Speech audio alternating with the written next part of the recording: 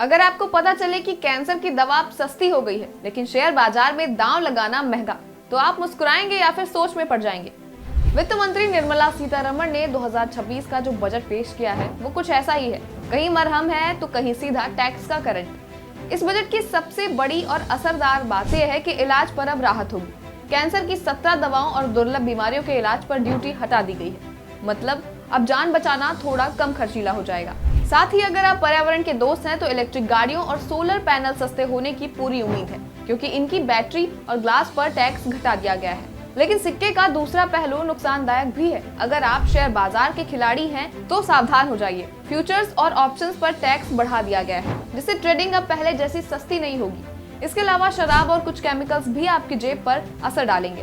अब बात करते हैं कि आम आदमी के लिए क्या बदला है। इनकम टैक्स स्लैब में कोई बड़ा बदलाव नहीं है, लेकिन एक मीठी राहत जरूर मिली है। विदेश घूमना और वहां पढ़ना अब सस्ता हो गया, क्योंकि TCS यानी टैक्स कलेक्टेड एट सोर्स की दर 20% से घटाकर मात्र 2% कर दी गई है। सीधे शब्दों में कहें तो सरकार ने मेक इन इंडिया और हेल्थ को बूस्ट दिया है, लेकिन शेयर बाजार के निवेशकों से थोड़ी ज्यादा वसूली कर ली है। ये बजट विकसित भारत की ओर एक कदम तो है, पर मिडिल क्लास की बचत के लिए पुरानी चुनौतियों को बरकरार रखता है। आपकी इस मुद्दे पर क्या राय है, हमें कमेंट्स में जरूर बताइए।